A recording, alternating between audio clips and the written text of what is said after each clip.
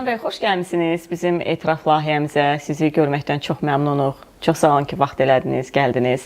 Mən sualı sizin elə erkən yaşlarınızdan başlamaq istəyirəm. Bilirəm ki, ailədə 3 qardaş olmusunuz və o dövr üçün mühafizəkar, orta statistik bir Azərbaycanlı ailəsində necə oldu ki, məhz siz aktyor oldunuz? Əvvəla təşəkkür edirəm sizi məni bu verilişinizə dəvət elədiyinizə görə. Əslində mənim vaxtım və zamanım var idi. Sadəcə biz biraz fasilə götürdük ki, bəzi aktyorlarımızı çəkək. Yəni sonraya saxladınız məni. Yəni hər zaman ürəyim gedib ki, sizin verilişinizdə olum. Yəni çox istəmişəm. Ümumiyyətlə mən sizə bir söz deyim, mən müsahibə verməyi çox xoşlayıram. Çox qəribədir ki, mən neyi xoşlayıram, o hələlik ki, başıma gəlmir. Yəni, xoşlayıram ekranlarda olum, xoşlayıram məşhur olum, hələlik ki, ola bilmirəm. Sənətə gəlməyimdə ən böyük səbəbkar elə bax bu məşhur olmaq istəyim məni gətirib bura. Yəni, mən çox istəmişəm ki, tanınım. Yəni, tanınmağı çox sevirəm. Hətta metroya da minəndə, avtobusa da minəndə elə o illərdən həmişə indin özündə də öz-özümə deyirəm ki, bax, buradakılar bilsələr ki, nə böyük sənətkarla yol gedirlər, bunlar fəxr eləyərlər, amma hələlik ki, bunlar nəsib olmur mənə. Amma inanclı insanam, bilirəm ki, nə vaxtsa bu olacaq. Mümkün deyil. Yəni, hansısa bir gün baş verəcək. Çünki hər gün, hər axşam, hər səhər mənim dualarım var ki, mən o dualarımda bunu arzulayıram. Ona görə sənətə gəlməyimdə, yəni mənim üçün onda fərqi yox idi. Ya müğənni olmaq, ya aktyor olmaq. Əsas odur ki, incə sənətdə olum, yəni sənətə gəlim. Hətta mənim qardaşlarım məni idmana da aparırdılar. Yox, mən gəlirdim evdə ağlayırdım ki, yox, idman istəmirəm. Mən istəyirəm oxuyum, mən istəyirəm oynayım və axırda nəhayət valideynlərim belə qərara gəldi ki, toxunmayın o uşağa, qoy getsin öz yolu ilə. Və gətirdilər məni o vaxt ki, Yuri Gagarin adına pionerlər evinə. Orada mən başladım bu işlərlə məşğul olmağa. Ondan sonra Lütfü müəllimin dərdliyinə getdim. Yəni, sənətə gəlməyimin, bilmirəm, indi bəlkə buna qulaq asanlar deyəcəklər bu nə sözdür, amma tam etiraf edirəm ki, etiraf verilişi olduğuna görə mən bu sənətə gəlmişəm məşhur olmaq üçün. Yəni, tanınmaq üçün. Mən tanınmağı çox istəyirəm. Nəsə, bax, istəyirəm də, yəni, şöhrətpərəstlik var mənim canımda. O sualı vermək istəyirəm, şöhrətpərəstsiniz. Bəzən görsən ki, bəzi aktyorlar deyirlər ki, yox, biz bu sənətə gəlməmişik məşhurluq üçün, mən inanmıram onlara. Hamısının içində bu var, sadəcə demirlər, iş burası dikində onlar demirlər. Onlar məşhurdular, mən isə deyirəm, hələlik məşhur deyiləm. Yox, siz də məşhursunuz. İnşallah, olacam, hər şey olacam. İlhan bəy, bax, sənətin həm də bu birisi bir tərəfi var ki, bax, dediniz, idmançı istəyirdilər, görsünlər məni. Ola bilər ki, siz başqa sahədə edə bilmədiklərinizi səhnədə etdiniz. Misal üçün, səhnədə həkim oldunuz, səhnədə müstəntiq oldunuz, səhnədə digər. Bax, o olmaqlar sizə necə zövq verirdi? Xoşunuza gəlirdi, yoxsa yenə də elə deyirdiniz ki, məsəl üçün, kaş mən bir aktyoru canlandıraydım? Yox, yəni bax, kimlərinsə olmağı, yəni kiminsə taleyini yaşamaq mənə daha rahat idi və mən bugünə qədər şükür edirəm ki, hələlik elə bir rol verilməyib mənə ki, mən orada özümü canlandırım. Yəqin ki, özümü heç vaxt canlandıra bilməyəcəm. Niyə? Yəni ki, mən bunu yaşamışam və istəmirəm də o yaşantılarımı kiməsə göstərim. Mənə daha rahatdır sizin taleyinizi, başqalarının taleyini səhnədə göstərmək, nəinki özümü. Yəni, mən elə gəlir ki, mənim özüm üçün mən toxunulmaz bir insanım. Mən onu göstərə bilmərəm heç kəsə. Amma başqalarını tam rahat göstərə bilirəm. Çalışdığım qədər. Mən demirəm, məsəl üçün, ola bilər ki, mən indi bu verilişə baxanlar mütləq İstərsiniz bu suallar oyanacaq ki, bu oğlan kimi, biz heç bunu tanımırıq, amma yaman mən deyir. Mən bilirəm, mən elə bir dəhşətli, istedadlı aktyor deyiləm. Amma özümə görə, yəni ki, əsas odur ki, mənim bu teatrda və buna qədər başqa bir teatrda da mən məşğul olmuşam. Yəni, həmişə rollarım olub və heç bir rolum o birisi rolumu təkrarlamayıb. Əsas budur. O yaxşıdır, pisdir, o başqa məsələdir. İstedadlıyam, istedadsızam, o da bir başqa məsələdir. Əsas odur ki, mən heç vaxt təkrar eləmirəm. Və həyatda da təkrarçılığı xoşlamıram. Hətta bugün yaşadığım mənim üçün bugündə qalır. Yəni, o bir söz var ki, ötən günlərimi qaytaraydılar, gələn günlər. Yox, ötənlərim oldu. Heç birini istəmirəm. Elə qabağa, irəli. Yəni, mənim üçün daha çox qabaqdır. Yəni, orada nə oldu, oldu. O bağlanır mənim üçün. Aydındır. Amma mənə elə gəlir ki, siz özünüzə qarşı biraz haqsız, biraz yox, çox haqsızlıq edirsiniz. Çünki mən sizin rollarınıza baxmışam və məhz belə bəlkə də biraz qəribə səslənəcək. Təbii ki, bu layihə yaranıb hər bir aktyor üçün. Bəli. Biz teatrımızın həm hətta texniki işçilərini də burada işıqlandırmaq istəyirik. Nə gözəl. Gələcək günlərdə. Nə gözəl. Bəli, çünki bu tamaşaların səhnə arxası işini görən insanlar var, zəhmətkeşlər var, kostyumçular var, işıqçılar var, səs işçiləri var. Bax, bunu bilmirdim. Bu mənim üçün yeni oldu. Çox yaxşı. Çünki layihə hələ təzə başlayıb. Ona görə də biz hələ aktyorlarımızdan başlamışıq. Yəni məhz mənim indi biz bayaq düzdür zarafat xatirinə danışdıq. Məhz mənim sizi bu layihədə çəkməyimin məqsədi elə mənim doğrudan da sizin rollarınızı xoşlamağım olubdur. Misal üçün Kod adı Bexa tamaşasında siz müstəntiqi canlandırırsınız və kifayət qədər gözəl canlandırırsınız. Ona görə mən hesab edirəm ki, siz özünüzə haqsızlıq edirsiniz istedad falan baxımından. Məncə bizim aktyorlarımız, yəni əgər tam səmimidirlərsə, onlardan İlham Əsədov haqqında soruşsaz, onlar tam bu sözü dəqiq deyəcəklər ki, İlham Əsədov səliqəli aktyordur. Yəni mən tamaşa başladısa, mənim zakulisdə söhbətimi görməyəcəksiniz. Mən ümumiyyətlə heç kəslə danışmıram. Əgər yerim yoxdursa keçirəm otağıma, orada oturam. Yəni heç kəsə qarışmıram. Yəni mən çox səliqəliyəm. Yəni verilən bütün mizanları səliqəli edirəm və mənim üçün səhnədə olub ki, dahi aktyorlarımız olub ki, məsəl üçün güclü aktyordur həqiqətən. Amma səhnəyə çıxıb elə bir şey olub ki, rekvizitini unudub. Mən elə bir fırlatmışam səhnəmi və onun rekvizitinə qədər gətirib çatdırmışam və sözümü də demişəm. Yəni mən xoşlamıram ki, məsəl üçün səliqəsizlik eləyim. Səliqəliyi çox sevirəm. Sənətimdə də bu var. Yəni səliqəliyəm. Yeri gəlmişkən İlham bəy, bu artıq 8-9-cu veriliş olmalıdır biz çəkirik və mən sizi əmin edirəm ki, bizim bilmirəm bu aktyor xüsusiyyətinə malik bir məsələdir, ya sırf bizim teatrın aktyorlarına aiddir.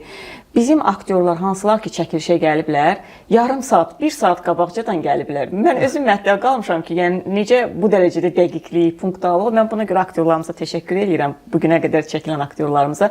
Yəni bilmirəm bu nə ilə bağlıdır, sırf sənətin özü ilə bağlıdır, yoxsa teatrın spesifik xüsusiyyətidir, nədirsə. İndi siz də vaxtından qabaq, xeyli qabaq gəlmişdiniz, hazır idiniz artıq. Mənə elə gəlir ki, o mənim bayağı birinci dediyim sözdür. Bütün aktyorlar xoşlayırlar müsahibə verməyi, xoşlayırlar çəkilişi. Yalnız bu ilə bağlıdır. Siz elə götürməyin ki, məsuliyyətlidirlər. Yox, ən böyük məsuliyyət olan o içindədir ki, onlar xoşlayırlar. Yəni müsahibə vermək doğrudan yaxşı şeydir. Yəni bax mən niyə yalandan deyim ki, mən ekranı sevmirəm. Axı biz bunun üçün gəlmişik bu sənətə. Yəni ekran. Yəni inanırsınız hərdən siz mənə çağıranda da özüm də utanıram. Hətta sizə də deyim ki, yəni mən maraqlı olacağımı tamaşaçıya. Amma tamaşaçıya maraqlı olmasam da axı özüm üçün maraqlıdır. Mən ona baxacağam, özümə baxacağam. Mənim evdə məsəl üçün qardaşım uşaqları həmişə gözləyirlər elə şeyi. Əvvəl uşaq idilər. Onları yalandan alladırdım ki, mənə dedilər ki, əmi sən niyə çəkilmirsən ekranlara? Deyirdim, mən çəkilirəm. Sadəcə mən Rusiya kanallarındayım, o da sizdə tutmur o kanal.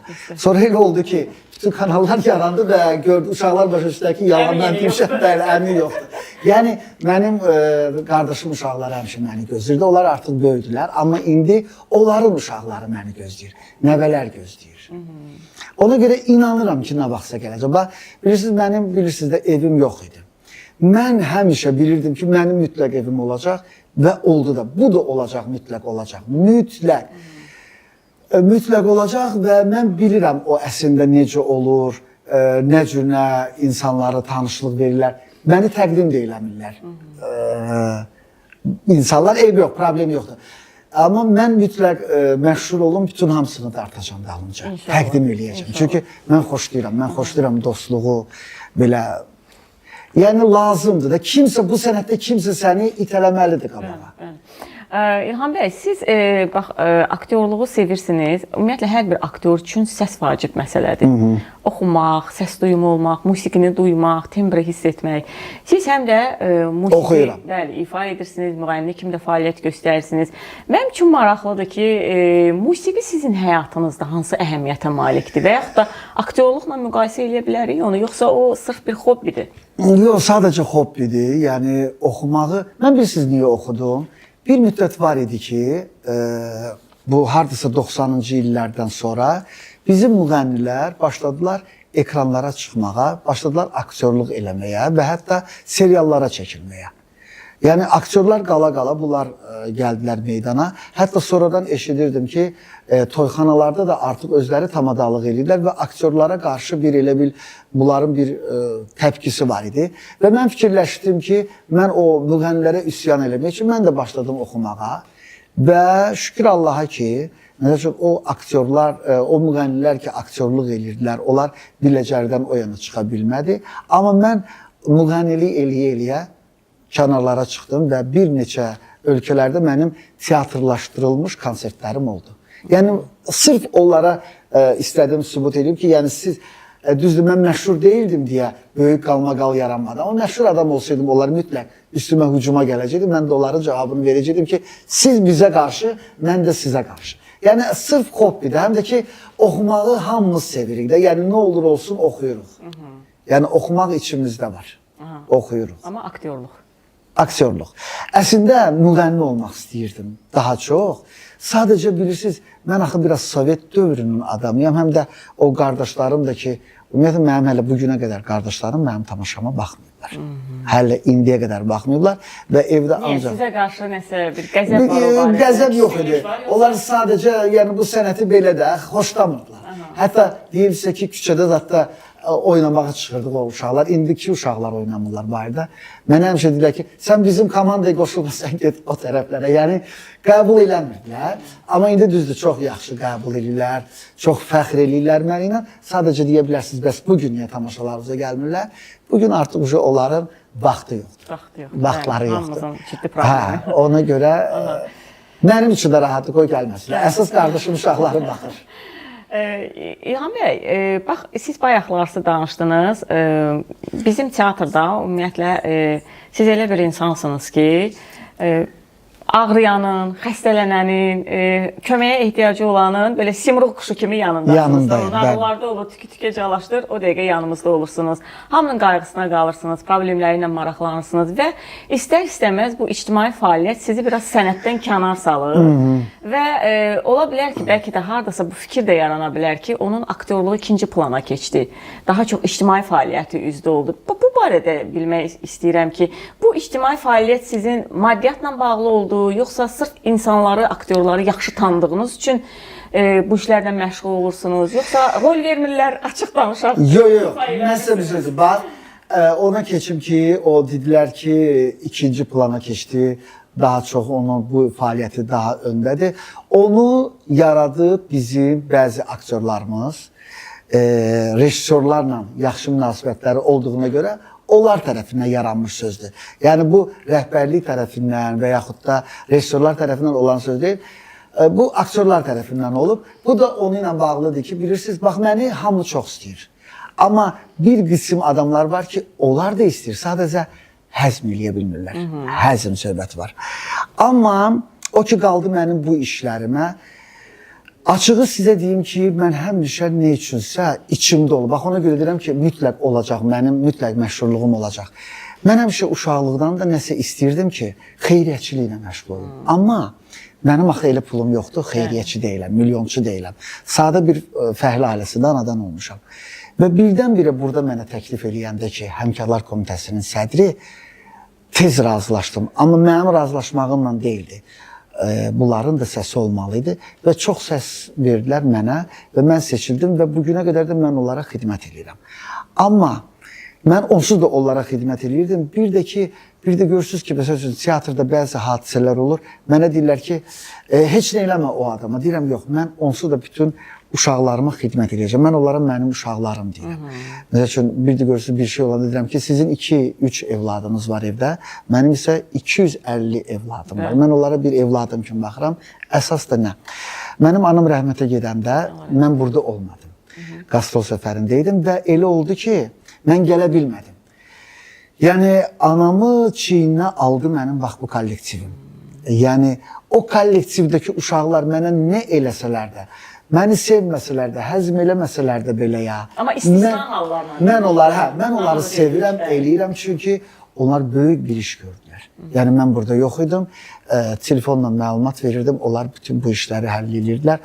Ona görə mən kollektivimin bütün nazına, bütün onların əzablarını, hər bir şeylərinə dözməyə hazıram və mən əslində zövq alıram bu işlərdən. Mənim başqa nə işim var ki? Ailə yox. Bir dənə olan teatrımdır və teatrımda da rahat işimi görürəm. Yəni xoşlayıram bunları, xidmət eləməyi. Ailə demişkən İlham bəy, kifayət qədər biz nə qədər istəsək də ömrü tutub saxlaya bilmirik. Ömür gedir, cavanlıq gedir, saçımız ağarır. İndi biz boyalarla qadınlar müəyyən mənada bunu gizlədə bilirik, amma ömür gedir. Və sizin də kifayət qədər yaşınız irəliləyir. Niyə ailə qurmadınız? Orada bilirsiniz, mən sizə bir söz deyim, şəxsi problemlərdir, yəni ailə problemləridir. Elə bir dövrə düşdü ki, mənim ən gözəl o sevib sevilən vaxtım düşdü hamısı müharibə dövrünə. Və o müharibə dövrünün içərisində atamın xəstəliyi, bütün bu problemlər, bu mənim üçün dərd deyiləsində sizə deyim. Heç mən bunu özümə dərd saymıram. O problemlərin içərisində ailə həyatı qura bilmədim. Ondan sonra evsizlik problemi. Bilirsiniz, mən belə fikirləşirəm, baxın.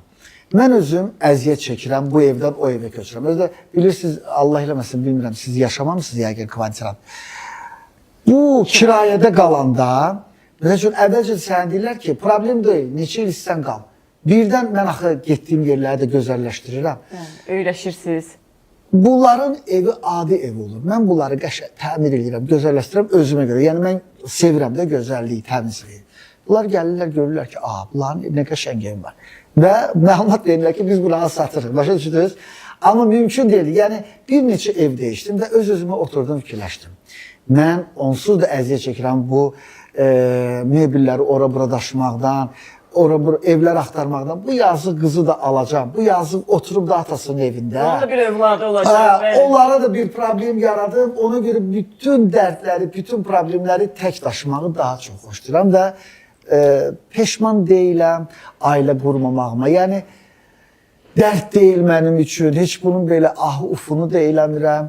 Əksinə, mən indi bəzən baxıram evli adamlara, görürəm ki, mən onlardan daha yaxşıyam ki. Bilirsiniz, baxıram, görürəm onların nə qədər problemi var. Onlar nə qədər əziyyət çəkirlər və öz-özümə fikirləşirəm ki, budur ağ gün. Deyirlər ki, evlənəndə ağ günə çıxırsan, budur ağ gün. Elə ağ gündə özüməm, rahatam. Yəni, yəqin ki, bilmirəm bunun sonrası nə olacaq, amma yaxşıdır hər şey. Ağ da geyinmişsiniz. Ağ niyə geyinmişəm, sizə deyim. Mən ağ geyinəndə çox rahat olurum. Niyə? Mənim anam ağ geyinməyi çox sevirdi. Mən həmişə ağ geyinəndə elə bilirəm ki, anam yanımdadır. Mən məsəl üçün bilirdim ki, mən bu verilişə gələndə ağ geyinəcəm. Mən ağ geyinəndə çox rahat gəzirəm. Elə biləm ki, anam bu saat sağımdadır, mənimlədir. Yəni, bu bir vəziyyətdir ki, mən ağı çox sevirəm. Anam çox sevirdi ağı və mən, bizim bəzi aktyorlarımız var ki, o ailələri də var. Bir də görürsünüz, ağ geyinirlər. Ləkələr var o ağların üstündə. Öz-özümə fikirləşirəm ki, bax, onun ailəsi var. O belə pinti geyinib ağı. Amma məndə heç kəs yoxdur, məndə, yəni ağ, yəni, siz ailə ilə zaten deyil, yəni rahatam. Neysə, çox keçmiyor o məsələlərə. Yəni ağı ona görə geyinirəm ki, mənə çox rahatdır. Mən elə biləm, anam yanımdadır. İlham bəy, mən sualı qüvvətləndirmək üçün yaş məsələsini saldım ortalığa, amma indi sualımı yenə qüvvətləndirmək üçün yenə də yaş məsələsini salacağım ortalığa. Yaşımı deyim mi? Siz hələ cavansınız. Yox, sizin boyunuzda oynaya bilərik. Yox, siz elə gəlir cavanam. 55 yaşım var. 55 yaşım var.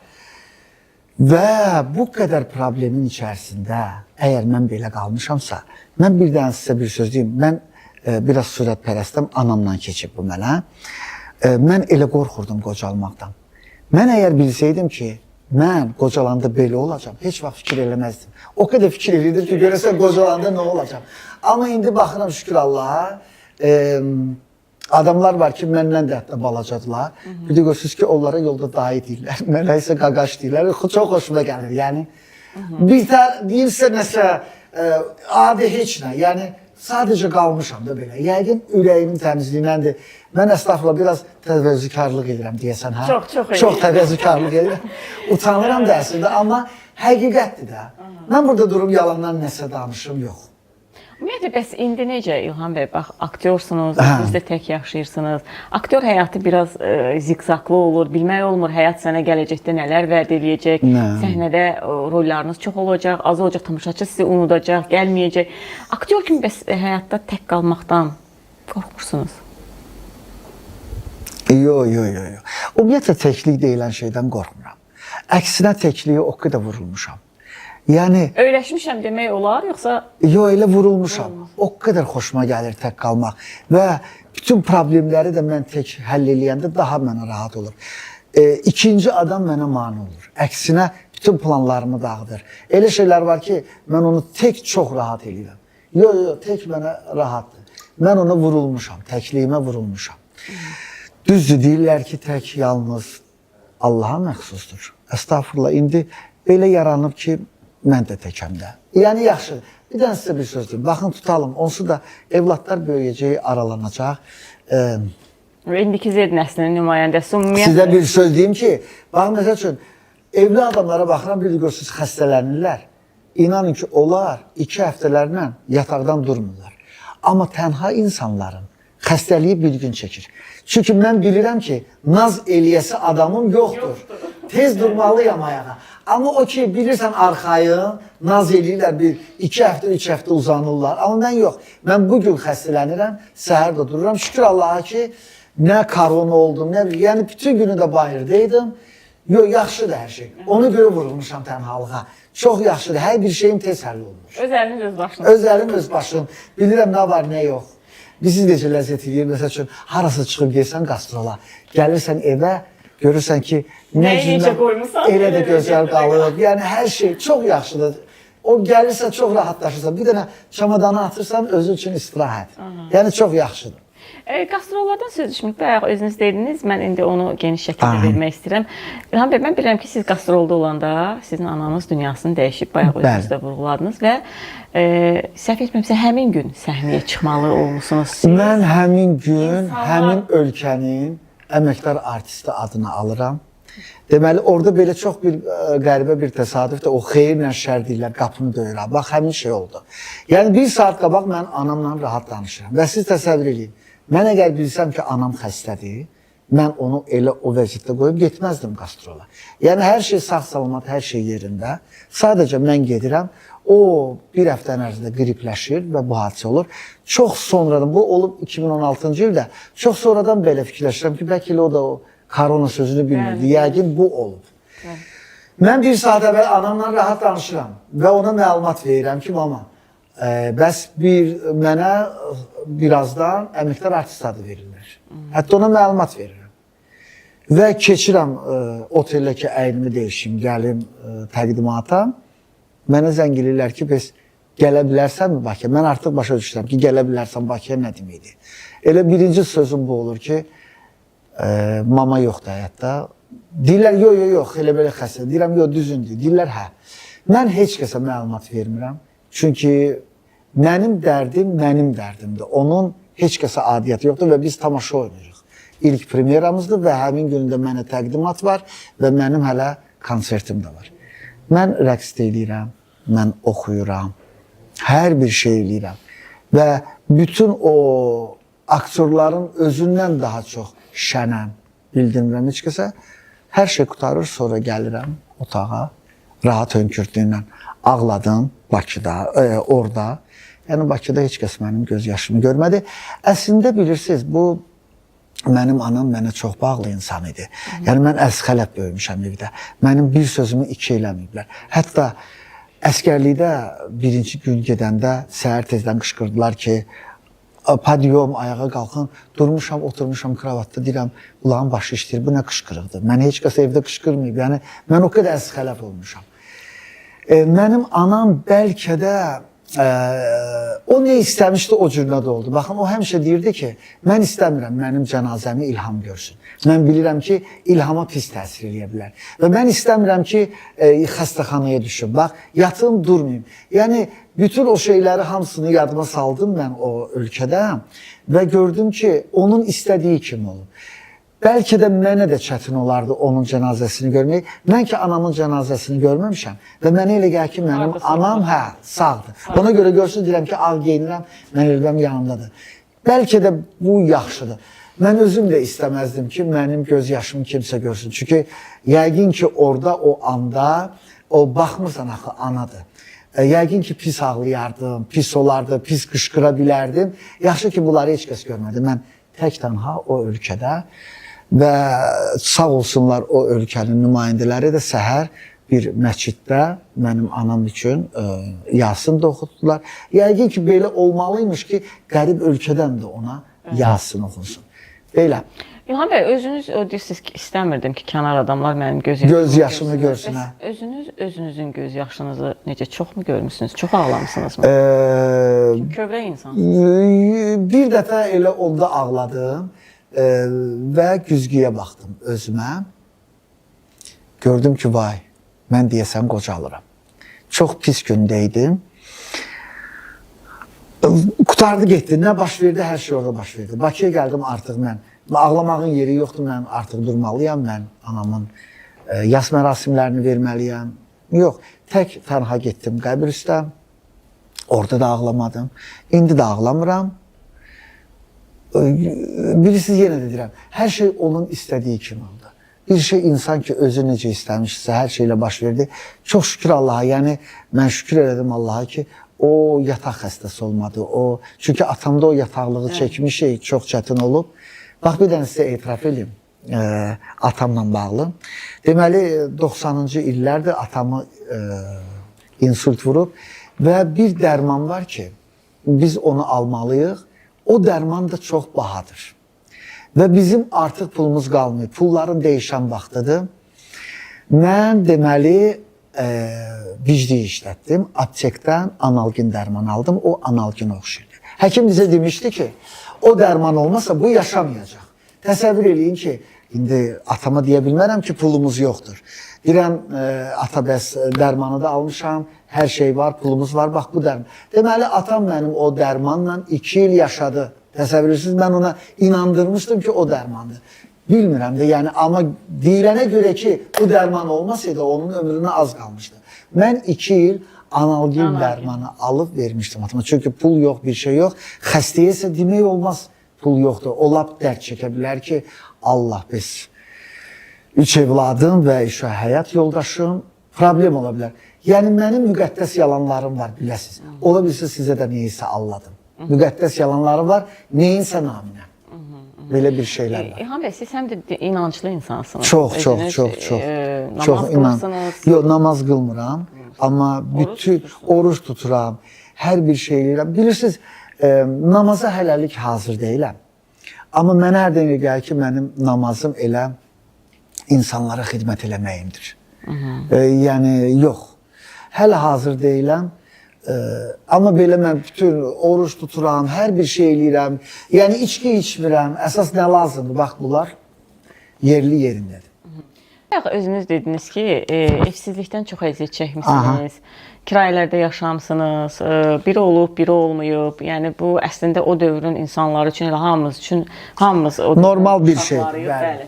Amma son illər İlham bəy, sizin uğurlarınız artır. Əməkdar artist adı aldınız, prezident mükafatına layiq görüldünüz. Səhv etmirəmsə, ev probleminiz də həll olunubdur. Ümumiyyətlə, mən bir məsələni bilmək istəyirəm.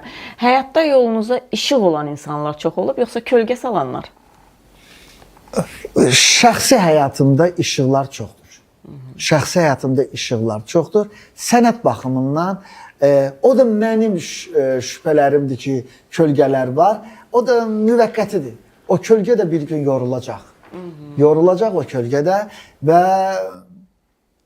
amma işıqlar çoxdur həyatımda. Dostlarım çoxdur. Yaxşı dostlarım çoxdur. Sənətdə də dostlarım çoxdur. Bəlkə adlarını çəkəsiniz. Bəlkə baxacaqlar efirdən. Ay yox, kimisə adını çəksəm, kimisə inciyə bilər. Bilirsiniz də bizim millət hər şeydən tez inciyəndir. Amma çoxdur dostlarınız. Çoxdur, həddindən artıq çoxdur və sırf normal başa düşməyəcək ki, bu verilişdə bütün insanların adını çəkmək olmaz. Ona görə yox, qoy elə belə qal. Elə Qoy elə dostlarınız çox olsun ki, verilişə sığışmasın. hə, yəni dostlar çoxdur, qoy elə fikirləşsinlər ki, bəyəgin mənidir. Bu daha maraqlıdır. Qoy elə getsin. Aha. Rollarınız barədə biraz istəyirəm İlham bəy danışasınız. Figaronun toyu tamaşasında çəkildiniz, Kodada Vexadan bayaq söz etdik. Yəni biraz yeni teatral işləriniz olacaqmı? Necə gedir ümumiyyətlə teatrda işləriniz? Teatrda işlərim çox əla gedir. Teatrda yəni hər il hansısa bir tamaşada, yeni tamaşada varam və həmin tamaşanı oynayıram. Uşaq tamaşalarım da var, amma sizə tam etiraf edeyim, etiraf olduğuna görə allegoric tamaşaları sevmirəm. Heç sevmirəm. Çünki düzdür, deyirlər ki, nədir o, allegoric tamaşanı oynamaq lazımdır. Xoşlamıram heyvan rollarını. Ümumiyyətlə heyvanları sevmirəm. Bax, təsəvvür edin ki, o balıq nədir, akvariumun içindədir də. Onun özünü evdə xoşlamıram. Mənə elə gəlir ki, heyvan bayırda olmalıdır, küçədə olmalıdır. Evdə insan olmalıdır. Yəni, xoşlamıram heyvanları və sözün düzü o heyvan rollarını oynayıram. Məsəl üçün, mənim bir dənə toplan rolum var, oynayıram alabaşı. Yəni, hər bir şey eləyirəm, amma ürəkdən eləmirəm. Mən insanlığı sevirəm. Yəni, o elə rolları sevmirəm. Rol da belədir ki, yəni rejissorlar verəcəklər, oynayacağam. Şükür Allaha rollarım var. Narazı deyilsiniz? Yox, heç nədən. Ümumiyyətlə narazı deyiləm. O qədər razıyam. Hətta o çətin vaxtlarım olurdu ya. Onda da özümdən razı idim. Yəni razılığım çoxdur. Şükür eləyirəm hər gün Allaha ki, nə yaxşı mən sağ-salamatam, gəzirəm, gedirəm. Dostlarım var. Yəni darıxmağa vaxtım yoxdur. Tənhalığım heç yadıma düşmür. Yəni hər şey gözəldir. Qonaqlığı çox sevirəm. İndi Allaha qoysa, qoy evim hazır olsun, mütləq gələrsiniz evimə. Yəni mən bilirəm ki, ora hamı gələcək.